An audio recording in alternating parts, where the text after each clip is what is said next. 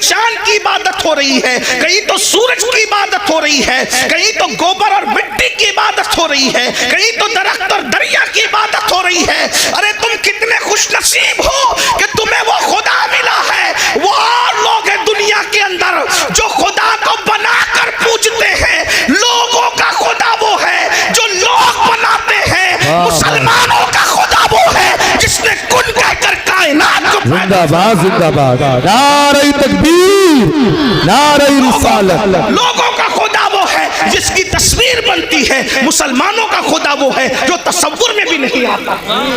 اوروں کا خدا تصویر میں آتا ہے، ہمارا خدا تصور میں بھی نہیں آتا۔ ہمارا خدا اتنا بلند ہے، ارے جو تصور میں نہیں آتا وہ ہمارا خدا ہے۔ اللہ اکبر۔ اور پھر لوگ عظمت کا اندازہ کیا لگائیں جب محمد الرسول اللہ اس کے بنائے ہوئے بندے کی عظمت کی حقیقت کو لوگ نہ جان سکیں، جب اس کا بندہ اتنا بے مثال ہے تو وہ خدا کتنا بے مثال بات ہے۔ زندہ باد، زندہ باد۔ ایمان کی اہمیت کو سمجھو، کون سا مذہب ہمیں نصیب ہوا ہے۔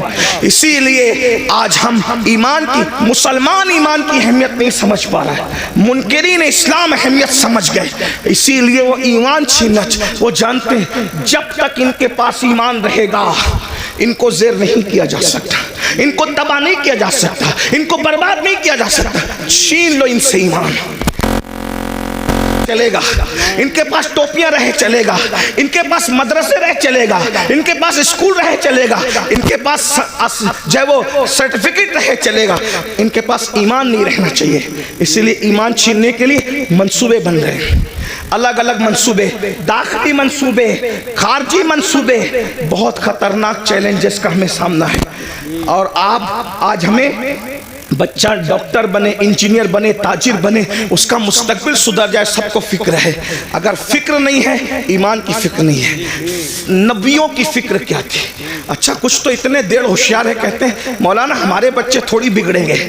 اور تو کون سا دین پر ہے جو تیرے بچے دین پر قائم رہیں گے؟ کس بگڑنے کی، سدھرنے کی بات کرتے ہو جس قوم کو کلمہ پڑھنا نہیں آتا؟ ہمارے بزرگوں نے کہا کہ نکاح کی محفل میں جاؤ تو کلمہ پڑھاؤ تو نہیں پڑھ پاتے، تو جو شادی کی خوشی کے موقع پر قاضی کے پڑھانے پہ کلمہ نہیں پڑھ پاتے، وہ موت کے اضطراب میں کیا کلمہ پڑھ پائیں گے؟ بتائیں نا، آپ کس ایمان کی بات کرتے ہیں؟ آپ کس ایمان اور عقیدے کی بات کرتے ہیں؟ بھائیوں میری قوم کو کلمہ نہیں آتا ہے۔ قرآن کی کتنی آیتیں حفظ ہے، ذرا اپنے آپ میں ڈوب کر سوچو۔ میں کوئی ڈانٹ پیٹنے نہیں آیا، آپ کو کوسنے نہیں آیا، لیکن یہ محفلیں احتساب کی محفلیں، یہ محفلیں جنت بانٹنے کی محفلیں نہیں ہیں۔ میں اس کا قائل نہیں ہوں، اس لیے کہ ہم لوگ فکر رضا کے وارث، فکر رضا ہماری محافظ، ہم وہ لوگ نہیں ہیں کہ کہا اس کو دیکھو اس کو دیکھو جنت ملے گی۔ میں اس کا سخت مخالف ہوں۔ جو قوم غسل جنابت سے نا واقف ہو، تم اس کو کیا جنت بانٹ رہے ہو؟ بیوقوف بناتے ہو۔ اللہ کو ہمیں منہ نہیں دکھانا ہے، خدا کو کیا منہ دکھاؤ گے؟ بتاؤ تو صحیح، جب وہ سن لیں گے کہ مفتی اسماعیل صاحب کے چہرے کو دیکھ کے جنت ملتی ہے، امین القادری کے چہرے کو دیکھ کے جنت ملتی ہے، مفتی جلیس صاحب کے چہرے کو دیکھ کے جنت ملتی ہے، بیوقوف ہے پھر وہ فجر میں اٹھیں گے؟ بیوقوف ہے وہ فجر میں اٹھیں گے؟ نہیں میرے بھائی، ہمیں اپنی قوم پہ اتنا ظلم نہیں کرنا چاہیے۔ جو قوم کلمہ یاد نہ رکھے وہ قوم کیسے جنت میں جائے؟ کچھ لوگ ہم سے لڑتے ہیں کہ تو لوگوں کو مایوس کرتا، میں نے کہا میں مایوس نہیں کرتا۔ ہم کیسے مایوس کر سکتے ہیں؟ ہمارے یہاں تو ایمان کی ڈیفینیشن ہی ہے، الایمان بین الخوف والرجاء، ایمان خوف اور امید کی درمیانی کیفیت کا نام ہے۔ ہم قوم کو مایوس کیوں کریں گے؟ لیکن جو قوم اتنی بے باک ہو چکی ہو کہ بڑی معذرت کے ساتھ، یہاں کے حالات ایسے نہیں ہوں گے لیکن ہم پورا ہندوستان گھومتے ہیں اور بڑی بات نہیں کرتے، دنیا میں بھی جاتے ہیں ہندوستان کے علاوہ۔ لوگ اتنے غافل ہو گئے اپنے دین سے کہ جن کی نگاہ پاپ سے اس کی سگی سالی محفوظ نہیں ہے، اس قوم کو ہم چہرے دکھا کے کیا جنت بانٹیں گے؟ جس قوم کی نگاہ سے اس کی چچازاد بہن محفوظ نہیں ہے، ہم اس قوم کو کیا جنت کی بشارتیں دیں گے؟ میرے بھائیوں حالات اتنے دردناک ہیں۔ اب حالات تو یہ ہے کہ معاذ اللہ بیٹیاں جوان ہو جائے تو بعض جگہ وہ باپ کی نگاہ سے محفوظ نہیں ہے۔ اتنی غفلت کا حال ہے، خشیت اتنی اٹھ چکی ہے، خشیت ربانی اٹھ چکی ہے۔ میں جانتا ہوں ہم گراؤنڈ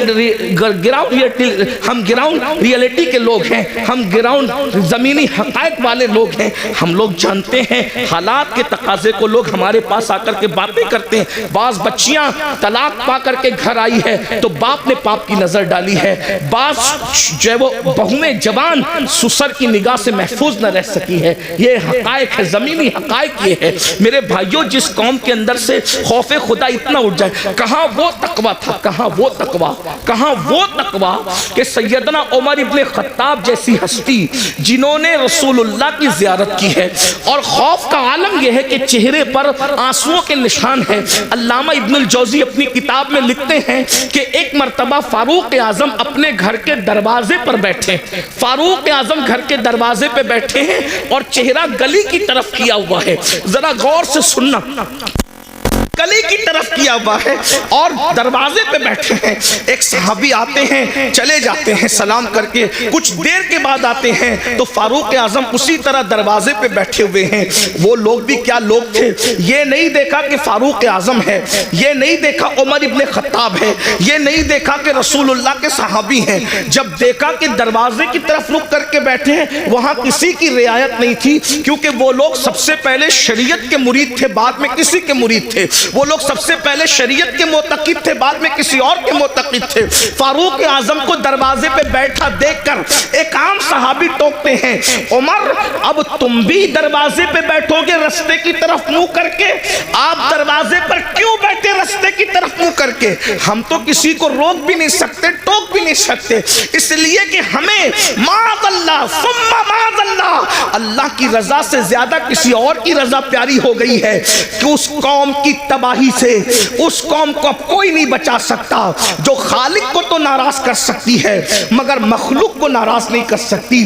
میرے بھائی ہاں, اگر کسی غریب کے ہاتھ میں سونے کی انگوٹھی ہم دیکھتے ہیں اس کو اتروا لیتے ہیں. کیا کسی کونسلر کے ہاتھ سے بھی ہم انگوٹھی اتروانے کی ہمت رکھتے ہیں؟ کیا کسی مالدار کے ہاتھ سے بھی ہم کڑا اتروانے کی ہمت رکھتے ہیں؟ سارا قانون تو ہم نے منہ دیکھ کر کے بنایا ہے. بہت معذرت کے ساتھ, اسلام صرف اسلام ہے, اسلام صرف اسلام ہے, اسلام حقیقت ہے. غریب امیر چھوٹا بڑا سب کے لیے شریعت کا قانون ایک ہے. اللہ اکبر. ذرا غور تو کیجئے, فاروق اعظم جیسی ہستی کو ٹوکنے والا ٹوکتا ہے, آپ دروازے پہ بیٹھیں گے روڈ کی طرف رستے کی طرف منہ کر کے؟ فاروق اعظم نے کہا اللہ تیرا بھلا کرے. ناراض نہیں ہوئے فاروق اعظم, یہاں ٹوکنے پہ لوگ ناراض ہوتے ہیں, فاروق اعظم ناراض نہیں ہوئے. تو اللہ تیرا بھلا کرے, تو نے مجھے ٹوکا لیکن پوچھ تو صحیح کہ میں دروازے پہ کیوں بیٹھا ہوں, دروازے بیٹھنے کی وجہ کیا ہے؟ کہا کیا وجہ ہے؟